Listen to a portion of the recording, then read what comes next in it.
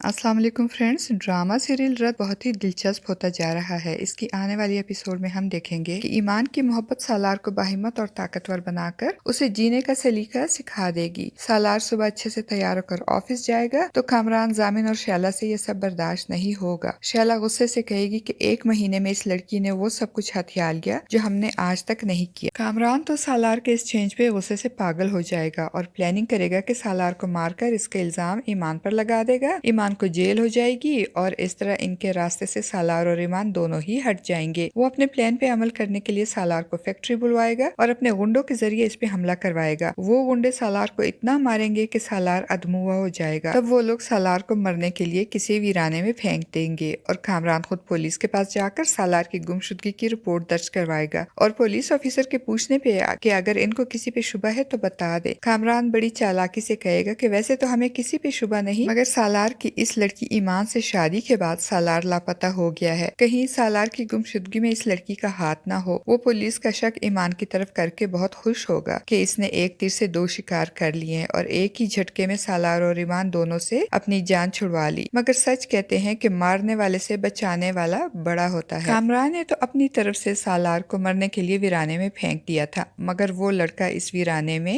رحمت کا فرشتہ بن کر آیا اور اپنے دوستوں کی مدد سے سالار کو ہاسپٹل پہنچایا، جہاں بروقت طبی امداد سے سالار کی جان بچ گئی اور کامران کا منصوبہ خاک میں مل گیا۔ دوسری طرف ایمان کے باپ کا آپریشن سکسیسفل ہو جائے گا اور جب ہاسپٹل سے ایمان گھر جائے گی تو سالار کو گھر میں نہ پا کر پریشان ہو کر شیلا کے پاس جائے گی اور عین اسی وقت شیلا کو کامران کی کال آئے گی اور وہ کسی ڈیڈ باڈی کی بات کرے گا اور ڈیڈ باڈی کا لفظ سنتے ہی ایمان کی سانسیں رکنے لگیں گی۔ وہ پریشان ہو کر ہاسپٹل پہنچے گی، جہاں سالار کو زندہ دیکھ کر وہ اللہ کا شکر ادا کرے گی، مگر سالار کے زخم دیکھ کر اس کی آنکھوں میں آنسو آ جائیں گے۔ وہ بہت پریشان ہوگی اور سالار کا بہت خیال رکھے گی اور آہستہ آہستہ سالار کے زخم بھی ٹھیک ہونے شروع ہو جائیں گے۔ سالار یہاں پہ ہمت دکھائے گا اور ایمان کو تسلی دے گا کہ اس کو کچھ نہیں ہوگا اور اب یہ جنگ لڑ کر ہی دکھائے گا اور اس وقت تک چین سے نہیں بیٹھے گا جب تک اپنی ماں کی ایک ایک چیز ان لوگوں سے واپس نہ لے لے۔ سالار کے بارے میں جاننے کے بعد ان کے ماموں بھی بہت پریشان ہو جائیں گے اور ویڈیو کال پہ سالار سے بات کریں گے۔ ان کو بھی یہی لگے گا کہ سالار کی اس حالت کی ذمہ دار ایمان ہے، کیونکہ پچھلے 22 سالوں سے سالار ان لوگوں کے ساتھ رہ رہا تھا، مگر کسی کی ہمت نہیں ہوئی سالار کو ہاتھ لگانے کی۔ اب ان کو کیا معلوم کہ پچھلے 22 سالوں سے وہ لوگ سالار پہ کتنا ظلم و تشدد کر رہے تھے۔ اس لیے جب سالار کے ماموں ایمان پہ شک کا اظہار کریں گے تو سالار انہیں بتائے گا کہ ایسا کچھ نہیں ہے، آپ ایمان کے بارے میں غلط سوچ رہے ہیں اور اگر آپ کو میرا اتنا ہی خیال تھا تو آپ بچپن میں اپنا ہاتھ چھڑا کر مجھے اس طرح تنہا نہ چھوڑ کر جاتے۔ اس واقعے کے بعد سالار یہ فیصلہ کرے گا کہ وہ اپنی ماں کے ایک ایک آنسو کا بدلہ لے گا اور اپنی ماں کی ایک ایک چیز ان لوگوں سے واپس لے گا۔ اسی لیے جب کامران جائیداد کے کاغذات لے کر آئے گا سائن کروانے تو سالار وہ پیپرز پھاڑ کر اس کے منہ پر پھینک دے گا اور جب کامران سالار پہ ہاتھ اٹھانے کی کوشش کرے گا تو سالار اسے اچھے سے سبق سکھائے گا اور ایک زوردار پنچ